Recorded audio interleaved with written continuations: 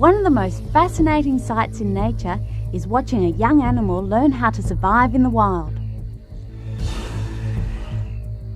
First, we'll head to North America and look at an animal that has a lot to learn in order to be able to live in its harsh mountain environment, a grizzly bear cub.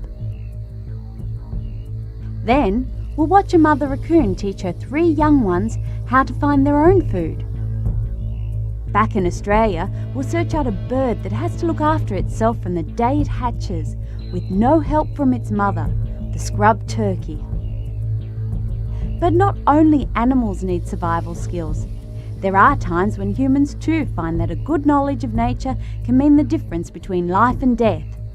So Rob shows us the skills for surviving in the bush that he has learnt throughout the years. Get ready for some real insight into mastering the wild.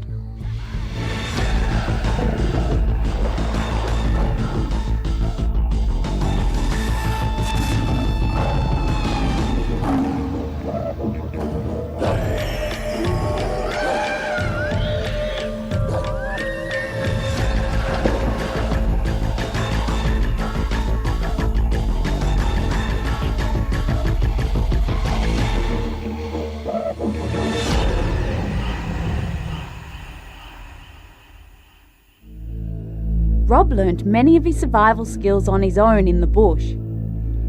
But he's also learnt from an expert. I spent 2 years with an Aboriginal 65 years of age, and he never took food with him. He always lived off the bush, so I watched him and I gained a lot of experience of how to find this stuff. If you happen to get lost in the Australian bush today, it's easier to get a feed than ever before, because now we've got pigs, goats, rabbits and rats. Yes, rats, and that's what I'm looking for.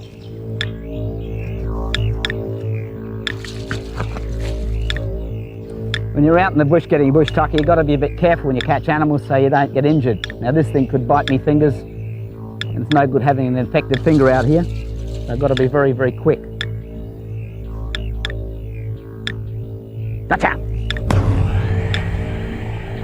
That's him. Short and sweet. Rob has mastered the 2 most important skills for survival: obtaining food and avoiding injury. Every animal in the wild must do the same. Bears, for example, between infancy and adulthood, undergo one of the most dramatic transformations in nature. At birth, it weighs as little as half a pound. These huge mammals are born blind and helpless, no bigger than a rat. As they mature, their weight multiplies by over 1,000 times. But to be successful as an adult, the cub needs to do more than grow. It has a lot to learn. It's a summer's day in Idaho's Grand Teton National Park. Cliff swallows are busy preparing their nests, building them with mud retrieved from the riverbanks. Young coyotes are learning to hunt for themselves, searching for rodents in sagebrush. And river otters are enjoying the warm afternoon, basking in the sun before returning to their fishing. At the river's edge, a grizzly cub emerges.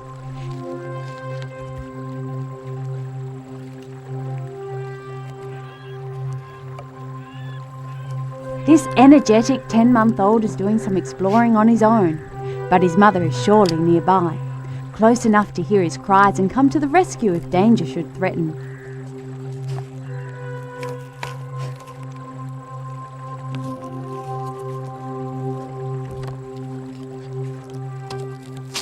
Bear cubs at this age are full of curiosity, but in nature, this has a definite purpose.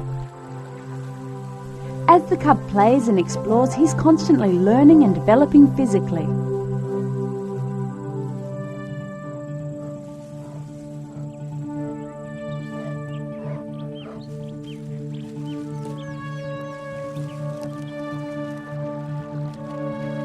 Grizzly bears spend a lot of time in the water. The cub is naturally attracted to the river and immediately seems right at home. He'll soon grow to be a strong swimmer. But this cub seems a little surprised when he finds himself in water over his head for the first time.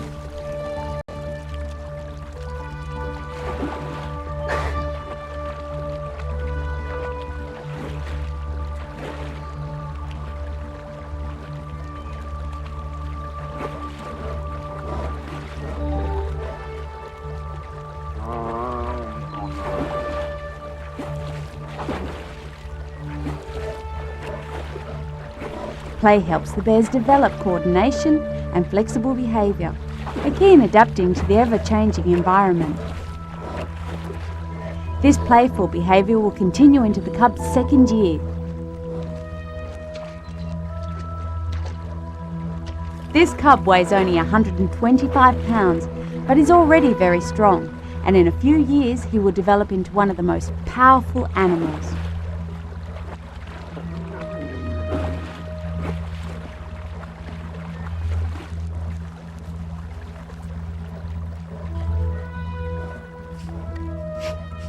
A skill grizzlies are noted for is fishing.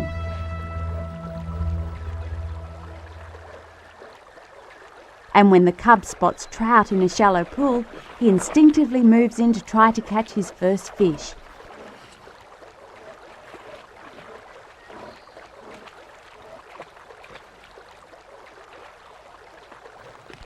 But at first he's a little confused about just how to eat this slippery catch.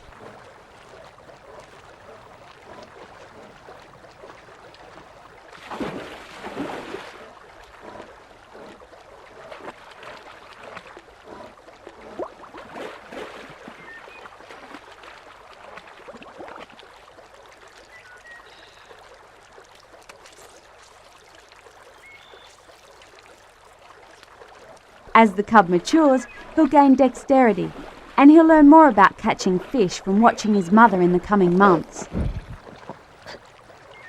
Also, as his paws grow bigger, they'll be more effective with a broad, rough surface that grips the fish.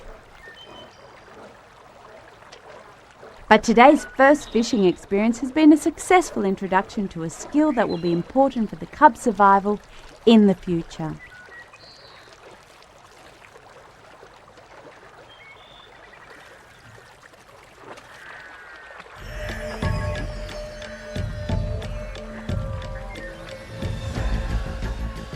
Next up, we'll watch another North American animal learn how to get along in the wild.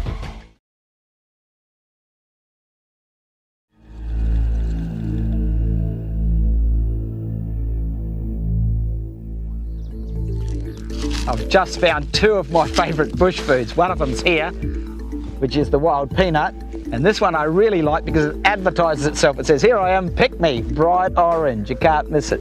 And the little black beads are in fact the peanuts. Now you've got to actually crack that black husk open. You bite them.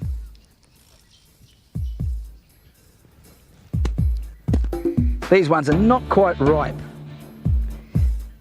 but they'll be right. A little bit slippery still, this one. But the peanut doesn't look much unlike a peanut actually in shape, and it tastes just like peanuts. Almost identical. You can grab pocketfuls of them as you go along, chew them up and eat them. Another thing about bush fruits and nuts is you've got budding flowers, green fruits, ones ripe for the picking and ones that are finished, all on the same tree. If you're living off the bush, that's a good thing because it gives you this fruit over a really long period of time. It's the plum tree here. I'll get a couple of plum up here.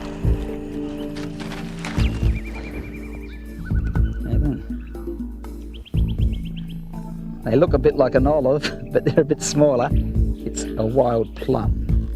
Now they're pretty small, but they're quite fleshy. They taste good. Really nice. I like them. And they're just everywhere. There's a tree here, there's a tree there, there's another tree there, there's another tree there. Very prolific. Humans have evolved to eat an extremely wide range of foods, allowing us to live in a wide range of habitats. For a wild animal to exhibit this kind of adaptability, it requires a high degree of intelligence. The North American raccoon is a good example. Traditionally, in Native American cultures, the raccoon held a very special place as the trickster, the sly and clever creature that appeared slow but was really quick and agile. With the arrival of the Western imperialists, the animal continued to prove this true. Even though the North American wilderness habitat was systematically altered beyond recognition over the centuries, the raccoon's population increased, as did its habitat range. Before the 20th century, the animals were seldom found west of Nebraska. Today, raccoons are found all across the United States. They've adapted so completely that they live not just in rural areas, but in cities and suburbs as well. But in the Rocky Mountain wilderness, raccoons still live just as they have for thousands of years. A long summer's day comes to an end, and as the sun sets over the Rockies, a family of raccoons begins its nightly foraging in the shallows of a freshwater lake.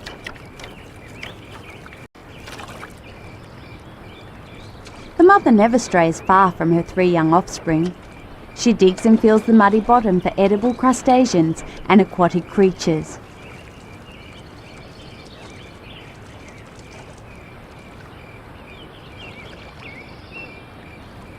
She recovers a small snail. Using her nimble fingers, she kneads and pries the flesh from the shell. Her young are too busy exploring their new world to take too much notice. A strange object with a distinctive smell attracts the attention of the smallest kit. Meanwhile, his sister is digging for edibles in the mud. Not knowing what to do with it, the young raccoon soon gives up on the turtle. These 3 kits are 11 weeks old and have just recently left their den of birth to join their mother on her nightly excursion. These kits have been eating solid food since their 7th week of life. But they won't be completely weaned until they reach 4 months. At that point, they'll be pretty much independent.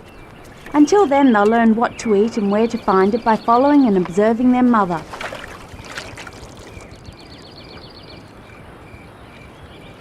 The mother returns and finds the turtle still, completely withdrawn into its shell for protection.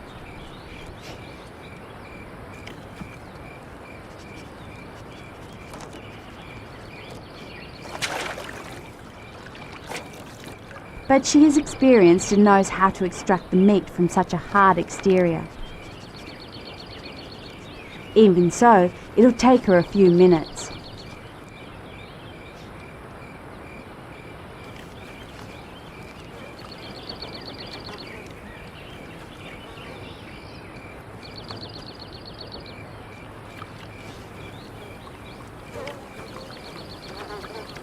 Raccoons prefer wetland habitat, areas with access to rivers, streams and lakes.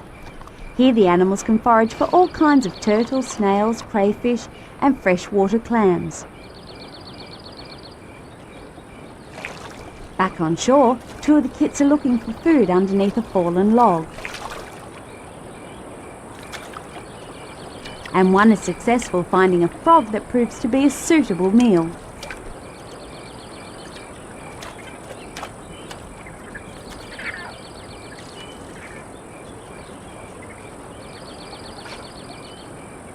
These animals are true omnivores and choose from a wide variety of food sources which can vary greatly depending on the season and habitat.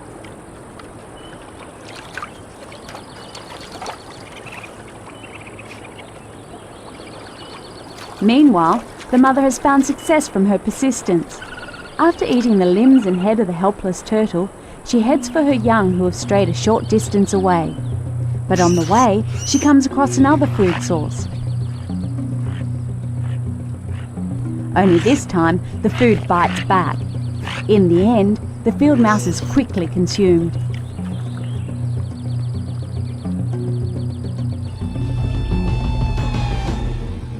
Coming up, back in Australia, Rob heads to the highest mountain on the continent to see how an unusual bird learns all the skills it needs for survival the hard way, without any help from its mother. A lot of work for one little bird. There is a place in Australia that is unlike anywhere else in this continent. Shrouded in mist, drenched by rain. This is Mount Bartle Frere, the highest and wettest mountain in the far north of Australia, part of a range known locally as the Misty Mountains.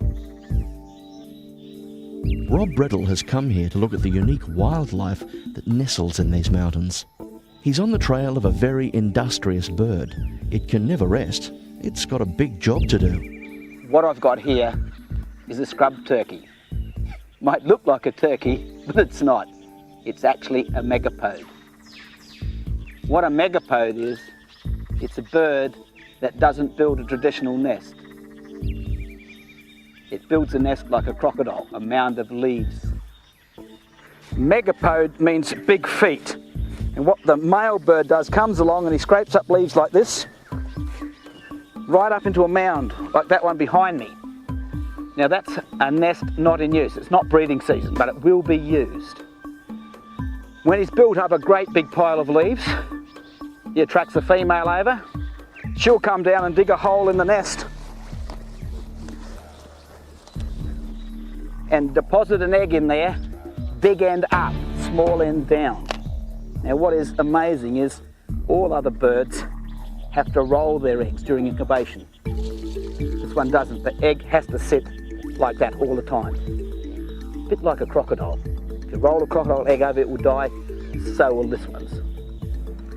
She builds quite a few holes around the nest, lays an egg in each one, and then the male comes to do his turn. He has to come every day, rake more leaves on, and he tests the temperature. How he does that, he digs a hole in the nest like this, and he sticks his head in to test temperature. Too much heat, he'll take leaves away. Not enough heat, he'll put leaves on. What I find most amazing is that when the egg hatches, the chick has to dig itself out of the nest, sits out on top of the nest, dries its little wings out, and then flies into the nearest tree. Never been taught to fly. And it is then on its own, from then on, it has to look after itself. No mother, no father. If the chick's a male, when it's old enough to build its own nest, comes along, builds a nest, knows exactly how to do it, and also knows how to test temperature with its head, yet it's never been taught. And that's what I call instinct. The scrub turkey is a well-known visitor in the leafy towns and suburbs of Queensland, but it can be a menace in your garden bed looking for grubs and roots. However, this is nothing compared to when your garden is selected for a nest. He will scratch up every loose item within a 50-metre radius. We found a current nest in use of a scrub turkey. He's sitting there now, scratching it up. Come this way.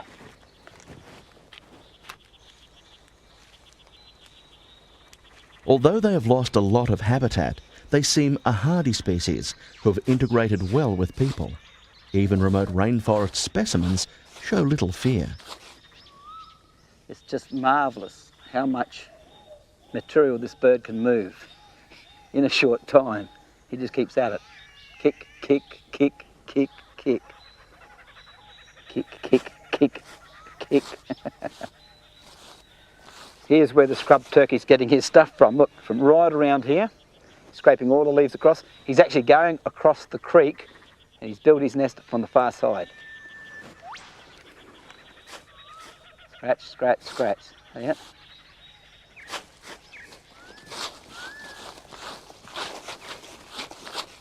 A lot of work for one little bird.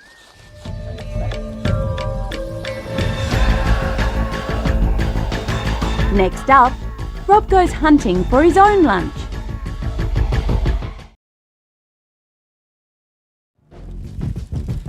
I've always been real interested in bush tucker and surviving. And I learned a lot about the bush and animals from my dad. But what I know about bush tucker and surviving, I learned from the Aboriginals here at Edward River. It's come in real handy many times.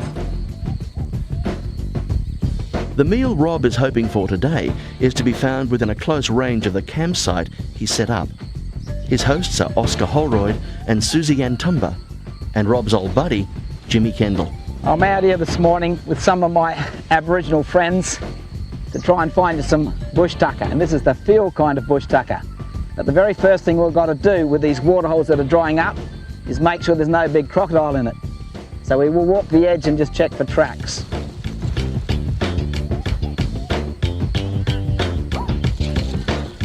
Nothing for a big one, eh? Only small freshie somewhere. Nothing? Okay. Be safe to have a look then, huh? Yeah. We might go for a walk and see if we can find some.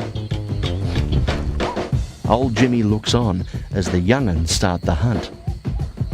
What we're basically doing is feeling with our feet. If we bump into something, then let's go and grab it. We'll find something, don't worry. Australian native wildlife is protected by law. The exception, of course, is if you are an Aboriginal living in an Aboriginal settlement. But this stands tens of thousands of years apart from modern law. This is part of Aboriginal culture. Something there? Yeah. Ah, you got one? Got one. Aha! What do you call him in language? Wumba. Woomba. Wumba. Ah. Good size? Yeah. Good eating too. Good eating, eh? Hey.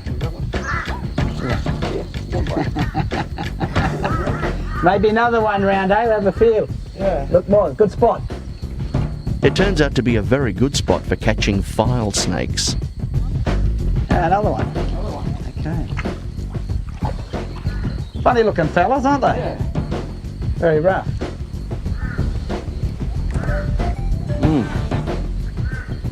You got full of water, eh? Yeah. These particular snakes are called file snakes, or even an elephant trunk snake. Now the reason they're called a file snake is because they've got rough scales, like a file. They're a true water snake. They only live in water, very rarely ever come out, maybe to go from one hole to another. And you can see they're a true water snake by on top of the head. The eyes are right up the top and their nostrils are right on the top. Just have to stick it out to get a breath of air. A bit like a crocodile actually. They have live babies too. They can't lay eggs underwater. Actually, they feel like a bag of jelly, don't they? Anyway, we'll put them away and we'll try and find something else, eh? Sounds like a good idea. Susie then finds a treasured delicacy. Ho-ho! What's that? What do you call this one? Bunchi. Bunchi. It's a long-necked turtle or tortoise. Again, quite common to these areas here and get trapped in small pools when they dry up. But he can actually walk from one pool to the next if he wants to. Okay. Cup Murray now. You got enough?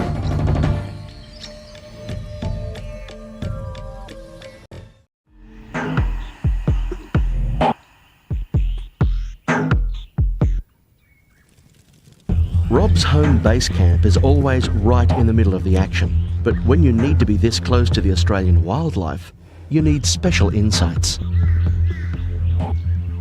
When I come into the bush, I always first of all look for signs where I might find bush tucker. But there's another sign I look for also, and that's that I might become bush tucker. And here's a classic example. A fairly big crocodile has come up here and had a go at a pig that was laying there, or rooting around there. By the width of this slide, I can see it had been about 3.6 metres or 12 feet long. Now it happened about a week or so ago. It's not fresh, but I can still see distinctly where he was. So I have to be on my toes. That saltwater crocodile is actually living just 100 metres away. If you have to swim a river where crocodiles are living, there's really only one way to do it. I mean, if you have to swim, to slip in like a crocodile does, don't splash. Swim underwater as far as you can, and then take a breath and go down again, because splashing attracts crocodiles. So it's a little bit out of sight, out of mind. As long as he doesn't see me go in, I'm safe.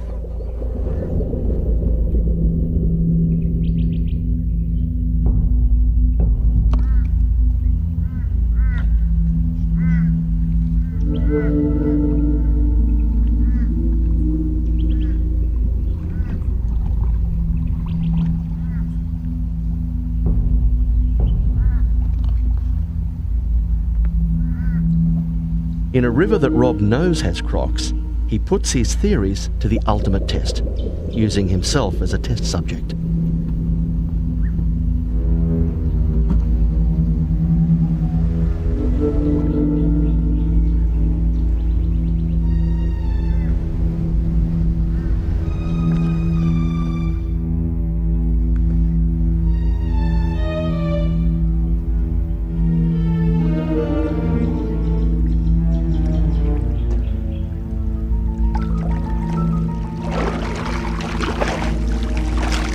No splashing.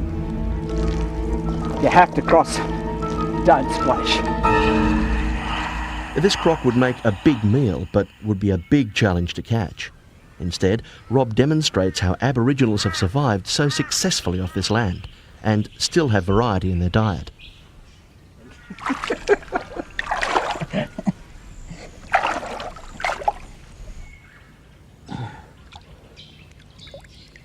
Find the right signs, find the right spot.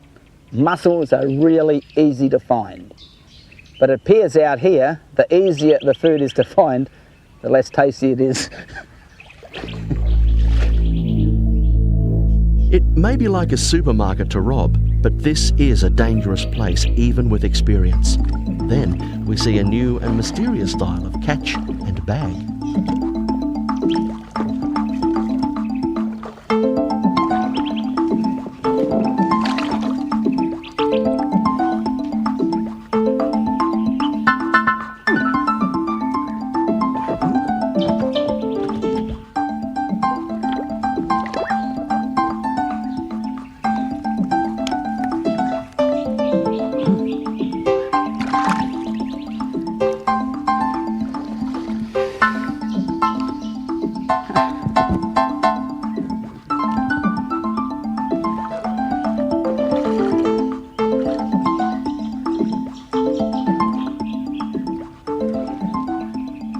If you take a bit of time and you're persistent and look in every little nook and cranny of these places, you will find yabbies and prawns.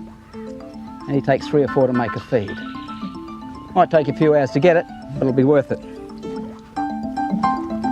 The yabby has the largest range of all Australian crayfish. They're able to tolerate poor water conditions and long periods of drought. Rob's catching Queensland redclaws. Now that's a feed for a bloke like me. Now you might have thought, why would he put him down his shirt? They don't really bite you unless you actually antagonise them. Once they're in there, they feel safe. So I can stick them down there quite easily. Not a problem. They won't bite me.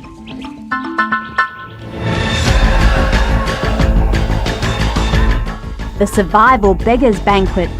Next on Killer Instinct.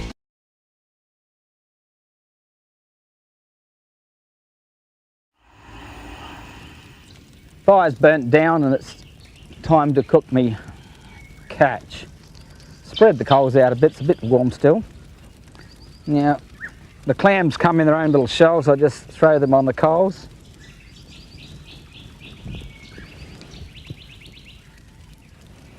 Don't need you anymore.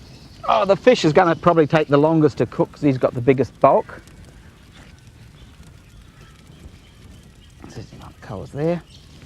I immobilised the yabbies by stabbing them in their mouths, so they're dead. Might notice a bit of movement, that's just the nerves. Cold-blooded animals take a long time for the nerves to actually die. Prawns die quite quickly once they're out of the water.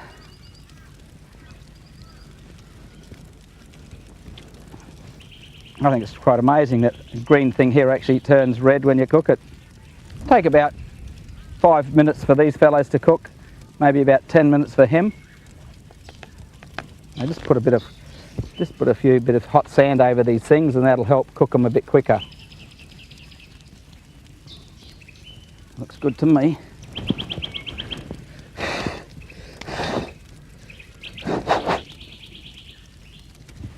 A little trick that works anywhere with shellfish, especially the prawn family. You find cooked prawns, bring their tail out. If it flicks back, it means they were really fresh when they were cooked. Little trick. It's when the muscle turns over. Like any sort of prawn, you just pull them out of their shell like that. I always like to get into the guts of the shell a bit, because inside of here you've got some yellow stuff, and it's actually the fat, so very high for energy.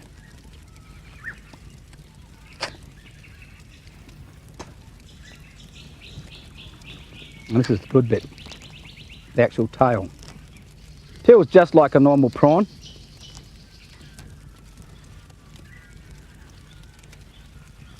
Probably go better with a bit of salt. But don't have that luxury out here. This is a yabby or a red claw.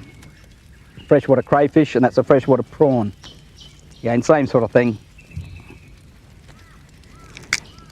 Just like your ordinary prawn and yabby, they peel out pretty well. The idea is not to cook them too long, because otherwise they dry out too much and you lose the moisture. I've done them perfectly.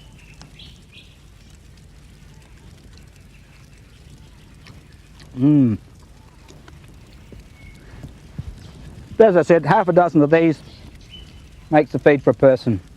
I've got fish and I've got clams too. I'm not looking forward to the clam, so before I foul me mouth up, I'll try the clam. They don't look too nice. What I will do though, I'll get my little knife out.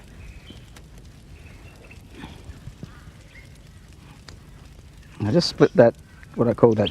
Ah, there it is. Yeah.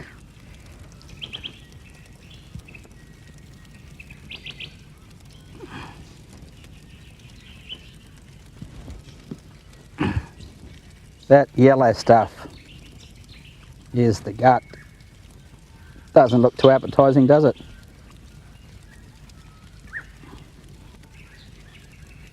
I think I should wash it. I will. Back in a moment, if the croc don't get me.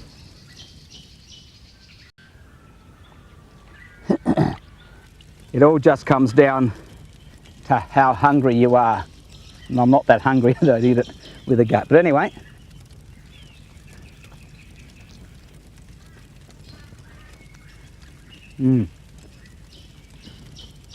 Very, very chewy, because that's the foot he moves around with.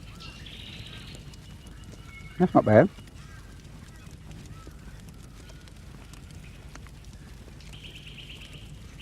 Much better than the last time, much better.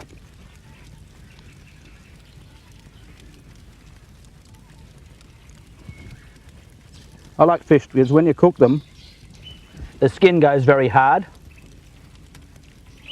and all you have to do is tear it back. Just put it on the log to make it simpler. The skin's gone really hard, you can see that. You can just peel the skin off. Comes off really nice, and all the scales come off with the skin. It's still very hot, very hot. But then you've just got perfectly white fish once the skin goes away. With most fish, they've got rib bones that go down there and one line of bones that comes out of the ribs. So all of the tail section here is actually bone free. If I take that back, there's not a bone in that.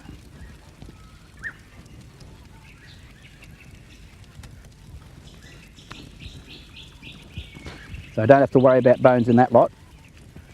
And that is really nice. Fish done like this is super. Next on Killer Instinct, Rob does some hunting of his own for crocs.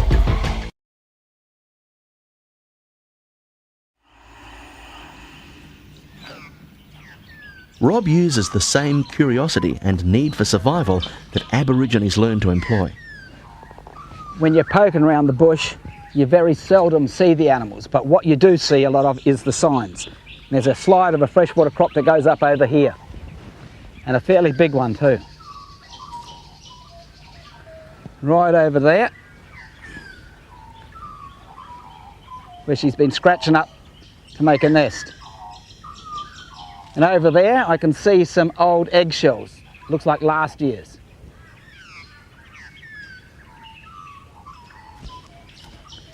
From the looks of it, they didn't hatch, they were buried in after the flood, and a pig's accidentally rooted them out.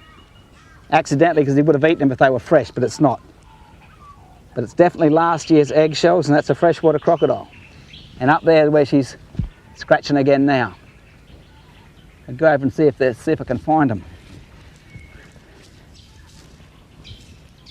To actually dissuade predators, this crocodile makes a lot of digging, but only one. Somewhere in there will be a hole that round where the back leg went down to make a chamber. That's if she's laid already. So it's not easy to find them. Best way is to feel.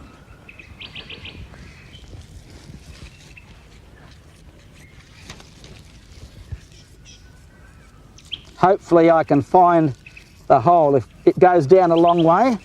You would use similar methods if you were trying to find some croc eggs for your bush tucker. It's loose. It's too loose.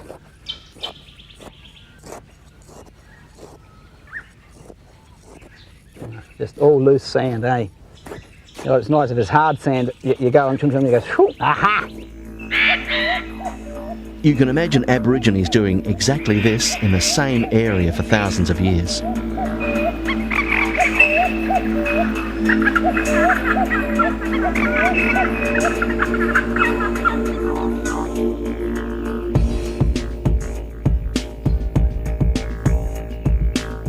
Aha! That's what I'm looking for. A deep hole in amongst the sand.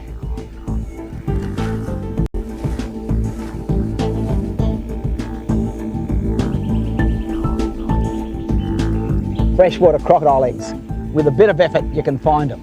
But if you do find them, there can be up to 30 in a nest. So it's a good source of food out here. I found something interesting over here.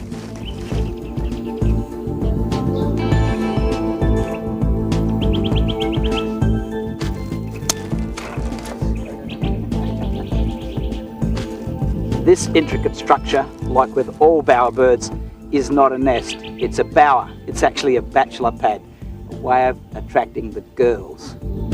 There are several types of bowerbirds, and all are amorous architects. Most bowerbirds have a preference for colours, but this one's not fussy. Red, blue, silver, white and green, just about any colour. Amazing that a bird can build a thing like this, isn't it? Just to attract the girls. The bowers are used for 9 months of the year, during which they are continually being partially dismantled and rebuilt. For many years, early white settlers to Australia believed the bowers were built by Australian Aborigines as cradles or playpens for their children.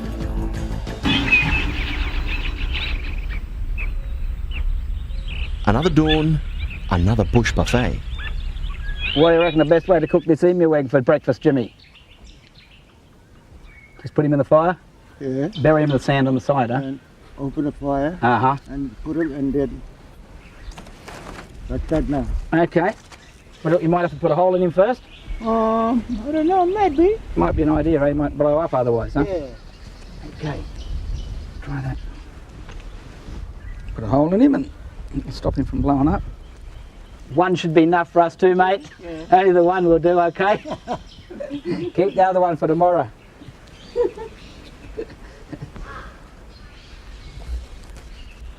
What's good about eggs is they come in their own little cases. See the expansion there already? I think this one will take about 10 minutes. What do you reckon? Yep. Normally eggs are 3 minutes, but I reckon this one's going to be at least 10 minutes. They reckon there are 10 chicken eggs or a dozen chicken eggs in one emu egg, so it's going to be a breakfast and a half, this is. The emu egg timer. Sand timer, just put it in your hand and let it go through it. Now I have to do this 10 times. And by the time Rob's sense of humour gets through to the hungry locals, Jimmy's pleased that it's done. It's been about 15 minutes, I reckon it should be done by now.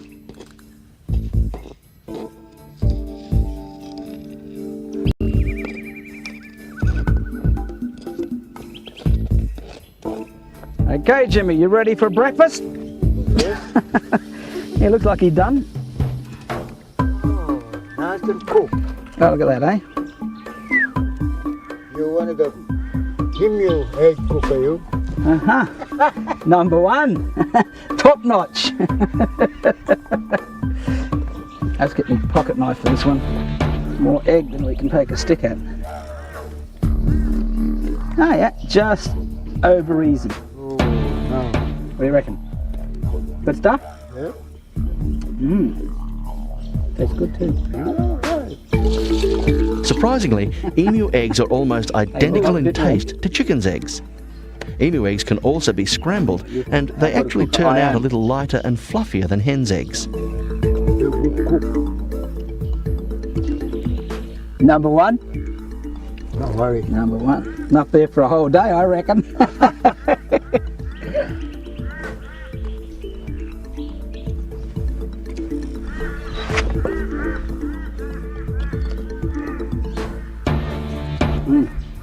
No wonder Rob used to get into trouble for eating peas off his knife as a kid. Rob and Jimmy Kendall have been good mates for many, many years. I remember when they catch an emu before, it was the old people used to eat the emu. The young person not allowed it. Why is that? I don't know. You don't know, huh? It was just that for the Till old... now, too, the young people can't eat Can't emu. eat- can't Till eat. now, too. Can't eat emu, huh? No. Only old people. We're lucky then, aren't we? We old people, we can eat emu egg. It's too late. Yeah. And I used to be very fat, and they used to cut the fat from the emu and then share it amongst the old people. Yeah. Do you think because soft meat was easier for them to eat? Yeah. Maybe. There's crocodile egg too, wasn't it? Crocodile egg was only eaten by old people too. Yeah. Old people food. Have you ever catch emu before? Yourself? Catch him with a spear? Only two. Two. With a spear? Now emu eggs are possibly the third largest egg you're going to find in the world. The only one that gets bigger is an ostrich. And in Australia and New Guinea they have a cassowary, which is not quite as tall as an emu, but it gets a heavier built bird and it lays a little bit big egg than this. So then there's a lot of difference in sizes of emus. So there's a fair variation in the size of an emu egg also. Not a lot, but a bit. In this area 30 years ago, they would hunt crocodiles together to build a commercial croc farm that's still managed and owned by Aboriginal tribes. From an early age, Jimmy was taught how to read the life cycle of flora and fauna. Learning to track, hunt and gather food every day of their lives from when they were young children makes the Aborigines resourceful in this stark wilderness known as the outback. They were successful at doing this because they had an intimate knowledge of food chain cycles, the migration patterns of birds and of the habitat where they lived. Because of their cultural isolation, Aborigines were forced to develop their own solutions to the problems of human adaptation in the unique and tough Aussie landscape. This made them innovators, from the earliest known human cremations and rock art to complex tools like the boomerang, axes and grindstones. You and I could look at this landscape and feel lost and without hope. But to the Aborigine, this is their living room, their bed and their kitchen where all kinds of food can be found. They know every bird, animal, insect, rock, tree and billabong were created in the dreamtime and therefore should be respected. It's what keeps them alive.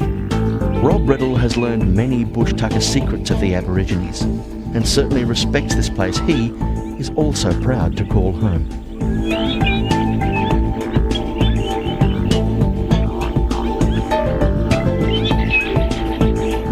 I hope you're enjoying your dinner. I'm off to catch something for my dinner before it gets too dark.